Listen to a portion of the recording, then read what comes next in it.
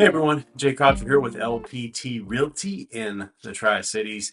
And as promised earlier on my weekly video, I did want to go ahead and get another video out today that talks about some major practice changes coming up at the end of this week for the real estate industry, which impacts both sellers and buyers of homes following August 17th forward.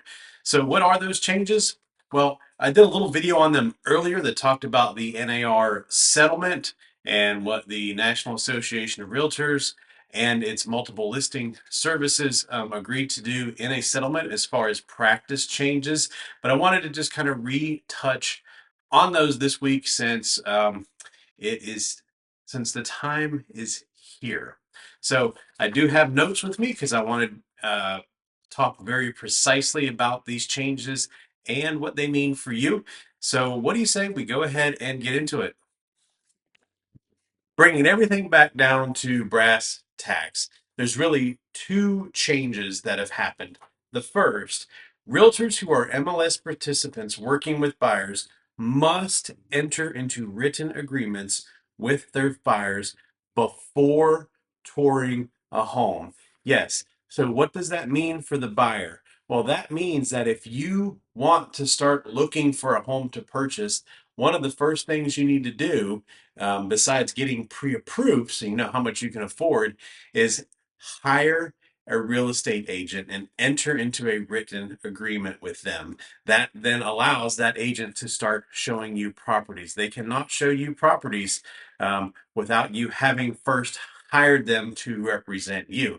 And those written agreements will detail what the nature of that relationship is, and also what the nature of their compensation is. So this is not necessarily a bad thing. This is something that me personally and many, many other agents have already been doing as a practice for years. Any of my buyers watching these videos can comment down below and let you know that we've had these conversations and we went over these written agreements. The only time that maybe we didn't is if it was a past client or maybe in a friend. I let friends skate away. But since because they weren't required, you could kind of use them how you needed to in your practice. But for the most part, I can tell you that almost all of my buyers at some point in time while we're working together, we entered into a written agreement codifying our relationship and my ability to work with them and represent them as their agent. Number two, the second change is that offers of cooperative compensation from listing agents or listing brokers to buyers agents or brokers are now prohibited on an MLS. So what does that mean? That means that prior to all of this, um, when I was talking about when you would talk with the seller, well, at least I'll say when I would talk with the seller, that we were getting ready to put their home up on the market, we would talk about compensation, what that looks like, and I would say I'm going to offer a part of this compensation to buyer's agents so that they will bring their buyers to come look at your home, which was a good thing. And we would define that up front, and I would put what that is in the MLS as part of the listing so that buyer's agents and buyers knew what their agent was going to be compensated up front. Well, that is no longer allowed to be advertised in the MLS. So we can no longer go ahead and make upfront offers of compensation to buyers agents in the MLS. So that brings up a question. Are sellers prohibited from making an offer of compensation to buyers agents? The simple answer is no.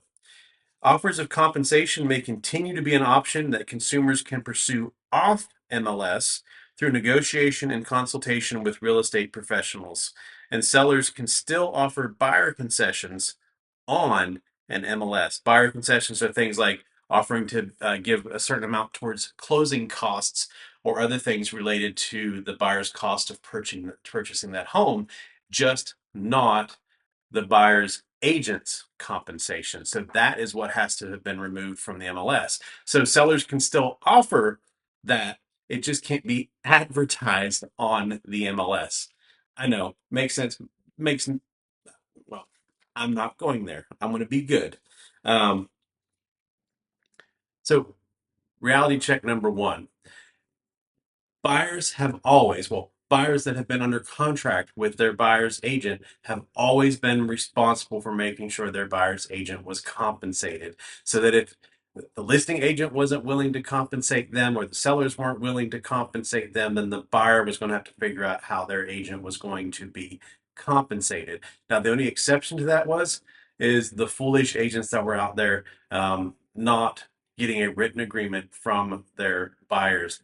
They basically were working for the hope of a paycheck.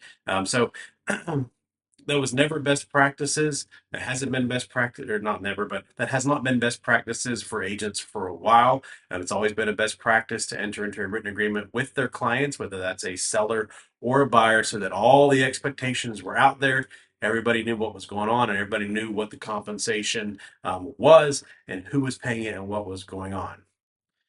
So, reality check number two, agent compensation has always been negotiable. If any agent has ever told you that there is a standard fee in the area or in the industry, they are either ill-informed themselves or they are lying to you. And just like everything else in the world, a few bad apples can ruin it for the rest of us. And so those of us that have always been open and honest with our clients about what our compensation is, what our compensation expectation is, and who's responsible for the paying it, we're the ones that are basically being punished by all of this. So I want to make that clear. Agent compensation has always been negotiable and continues to be negotiable.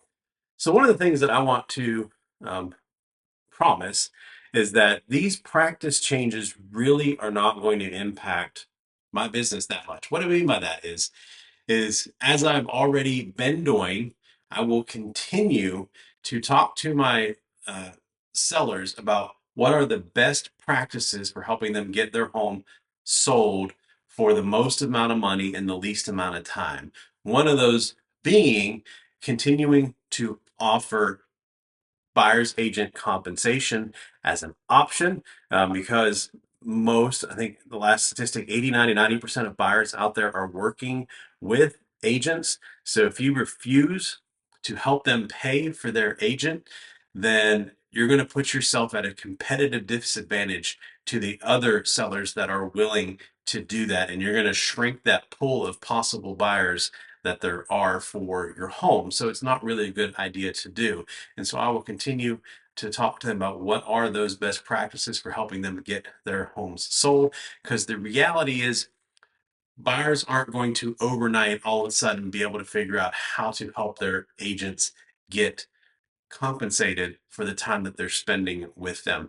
They haven't really had to do it for the most part for the last several decades. Occasionally they have. I've definitely had some scenarios where either sellers or listing agents weren't willing to offer cooperative compensation, and my buyers were on the hook for compensating me, but that really wasn't the overall practice. It wasn't a best practice to do that then, and it's still not a best practice to do that now. Now, buyers, I will continue to be open and honest with you about what I'm going to do for you, what I expect to be compensated for that, and what avenues are available to you for helping me get compensated. So, for me and for many, many, many, many, many agents out there in the industry, there really isn't much change in all this. The biggest thing is I will no longer be able to give any free home tours.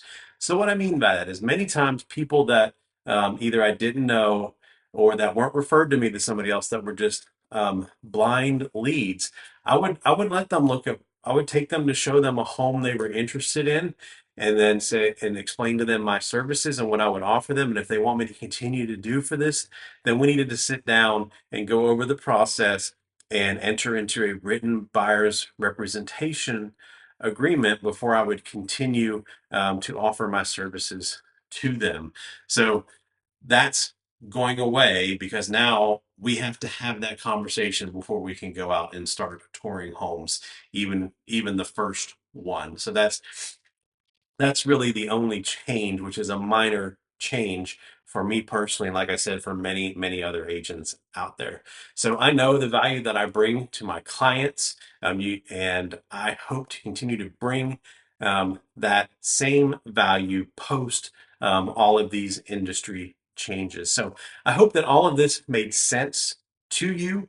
If you really want to find out more information, get down into the weeds of what this really is and what this means, just reach out. I got no problem sitting and talking to you and helping you as well as my clients navigate these changes to get everybody what they want, which means if you're trying to sell a home, they want to get their home sold quickly and for the most money possible. And if you're trying to buy a home, you want to make sure that you're getting a deal, that you're buying a solid home, and that we can get you in one as soon as possible. So let's move forward together, shall we? Thank you.